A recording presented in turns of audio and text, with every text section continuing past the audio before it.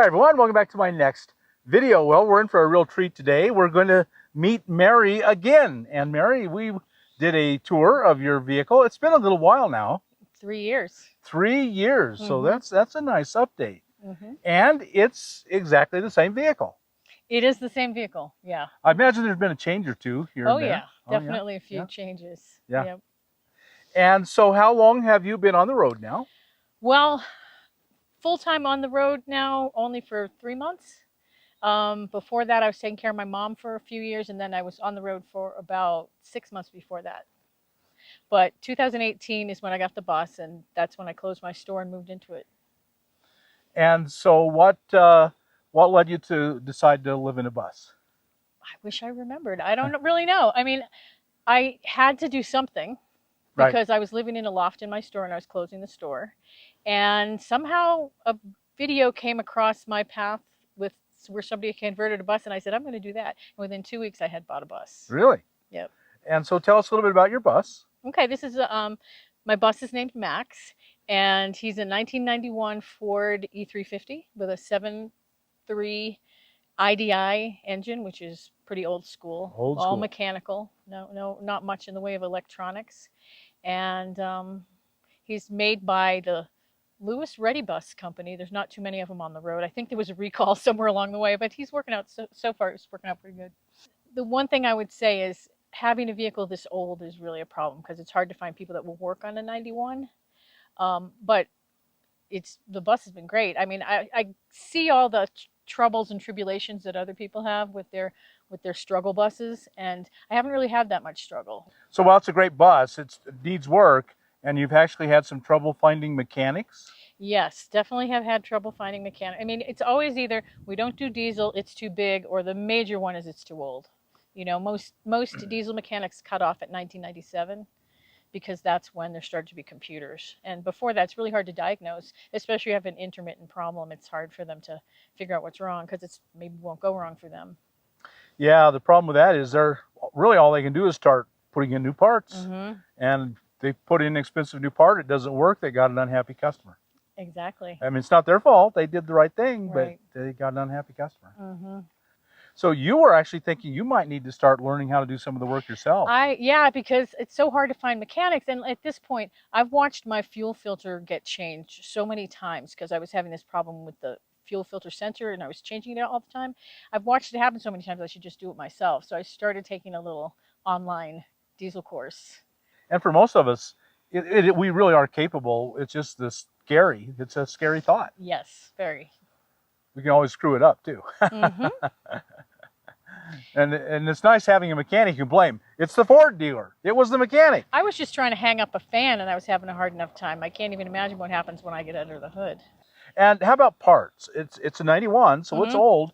Have parts been a problem? Parts have not been a problem except for there's one part which is the fuel lifter that's obsolete that I had to have somebody make for me. And you have a YouTube channel of your travels. I do. Yes. Tell us about that. Maximalist Minibus. Check it out. Maximalist Minibus. Yes. And so probably some of your struggles with the bus are on there, and how to fix things. Oh yeah, they're on there. All right. Yeah. People are always telling me, "Why don't you throw that thing away and get a new vehicle?" But I love my bus, so it's not going to happen. Yeah, some folks may know I'm not a big fan of diesels, although now I own a diesel. But you and I have had some disagreements about that. Well, we've also had some disagreements about buses. Yes, we have. I heard you say one time, "I forbid you to buy a bus." Yeah, I'm not a fan of buses, although yours is unique. It really is just a van with a diesel engine and a big box. To me, it's just whatever the base vehicle is all that really matters. A bus part is just gravy. You know, I mean, it's not a bus engine really. This is a international Ford engine. So, you know, I wouldn't necessarily, for me, get a Cummins because I don't know what I'm doing with something that big and that powerful. But it's basically a van. It's basically a van, yes. Yeah. And that's what I say is people that buy them with the big tires, the real truck tires, you're into a whole new world. Yep. The tires are terribly expensive. Everything about it, it's an industrial engine. It's a whole nother world. And yours is just a van with a bus body on it. Mine's a little baby bus. Yeah. And so I do recommend that. I don't recommend you buy a 91. As much as I love my bus, 97 or newer, please. Makes it a whole lot Yeah. better. Yeah. Okay, well, do you mind if we take a look around a little bit? Let's do it. Let's do it. Let's check this thing out, folks. Wow, you've got a really colorful, beautiful design in here. Tell us all about it. Yes, I like color. Well, this is kind of this armoire is kind of the nerve center of it. When I closed my antique store, I basically just used furniture that I already had in the store to furnish the bus because I had to get into the bus. I had about 3 weeks to make it livable, so it was a very quick build. And everything in here I pretty much had already, except I bought this table specifically, and I bought the bed, which I've made into a sort of pull-out thing. And the refrigerator, of course, didn't come from the antique store. But in here, I have all my solar, all my clothes. So this is an armoire? It's an armoire, yeah. Yeah. And I've got, it's got, well, you can see it inside if you want. It's got shelves. This is folding boxes that I just use to keep everything on the shelves. And then this side has more shelves with my power tools and stuff are in there. My clothes hang here, and this is my Bluetti. Most of the time the Bluetti is running the fridge. And then down here I modified this drawer. These are my Montech 1000s, which is an awesome solar all-in-one system. I have 2 of them, and this drawer just latches shut, and I put it on a slider so that it comes out a little further than normal. And my solar goes straight into the devices in here. And how much solar do you have? I have 400 watts on the roof. I have 2 more 100 watt panels that I have been lugging around with me waiting to put on, but I haven't gotten them on yet, so I'll have 600. And then these are each 1,000, and the Bluetti's 1,500. So I have 3,500 watt hours of battery. Wow, that's a whole lot of battery. Yeah, well, I'm on the computer a lot, and and I got this baby, so I just got this. I was going to get rid of I had a microwave. I was going to get rid of it because I didn't use it that much. And then when I started researching microwaves, I found this whole new microwave technology, inverter technology, and I'm kind of a geek about technology, so I got another microwave just because I wanted to see how it worked. And it's worked out great. What's the difference? Why instead of a regular? Well, how I came to figure out the difference was I plugged my microwave into a kilowatt. And if you don't know what a kilowatt is, it's a thing that tells you exactly how much power something's using. And I had no idea that the way microwaves cook is that they blast a lot of power, then they turn off. Right. Blast and turn off. This does not. It's consistent power. It's supposed to be better for the food, but it's definitely better for solar. It's because it's not surging all the time. So I can't use it on, it's 1,100 watts. I can't use it on full power. I use it on 50%.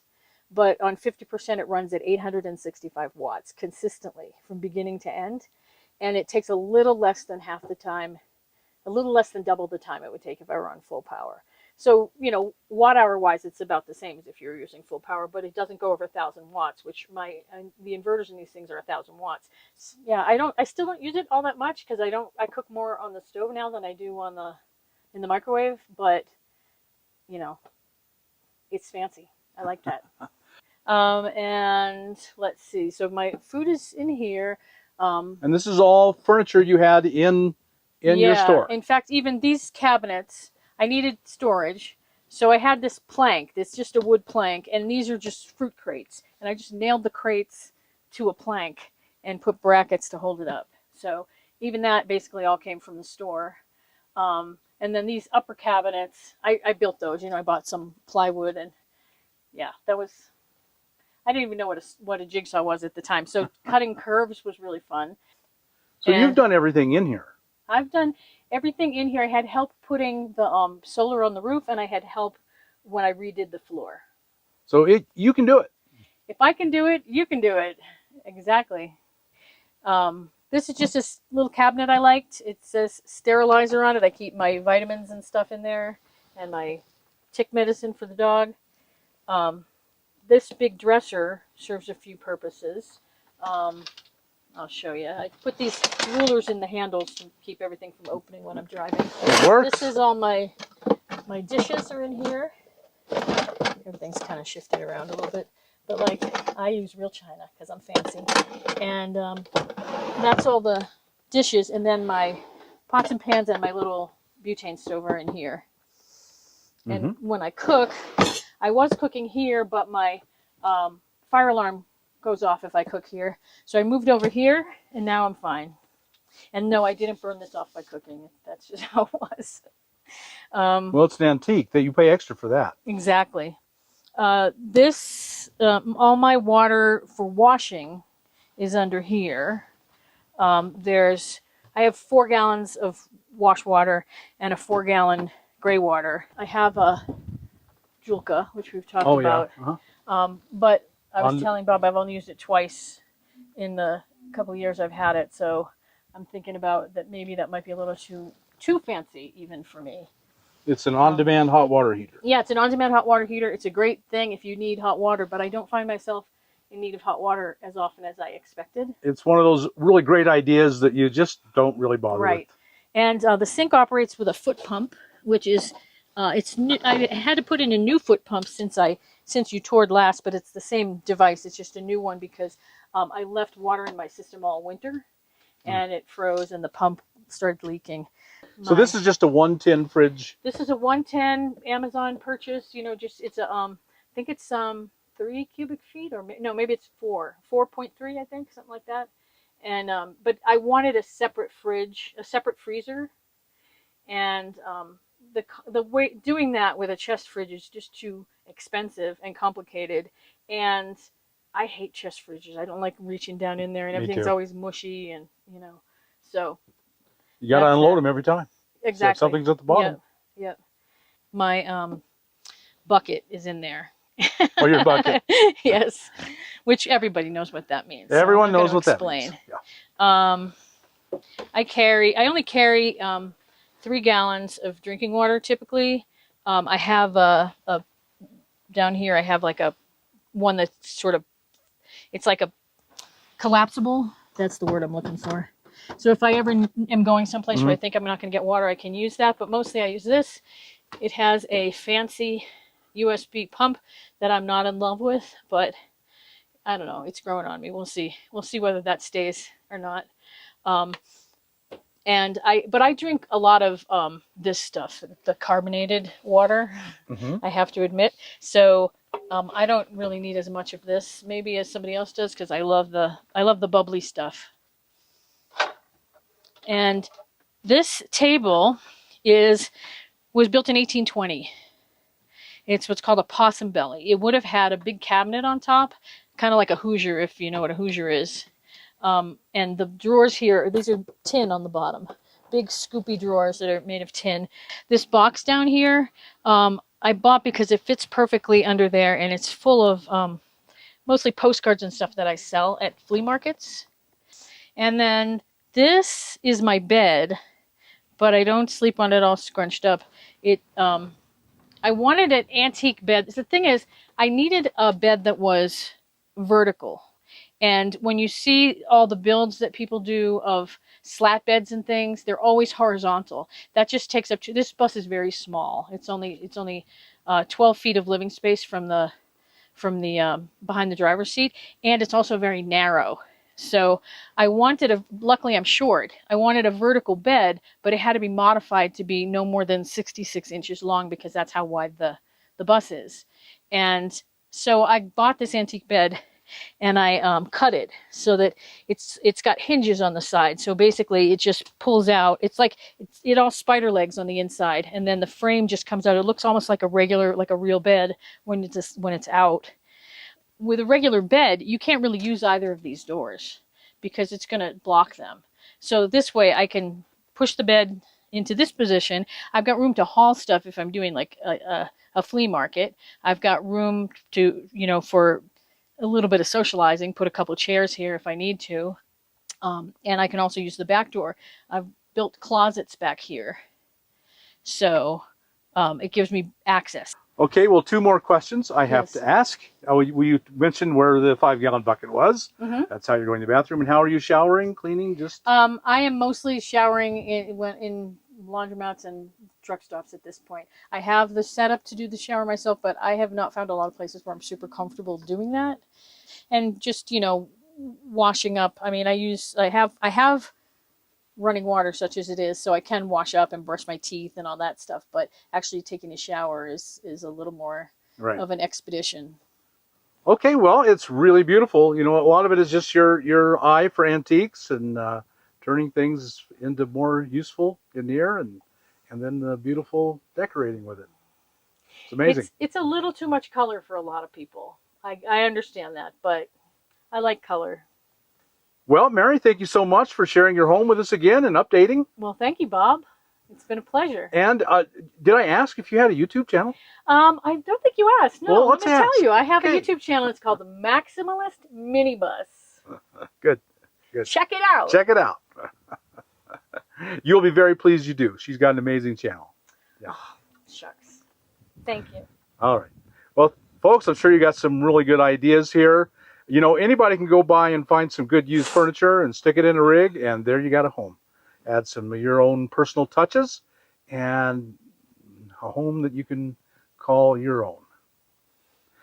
So, folks, if you got anything out of this video, like us on YouTube, subscribe to the channel, hit that thumbs up button, and we'll talk to you later.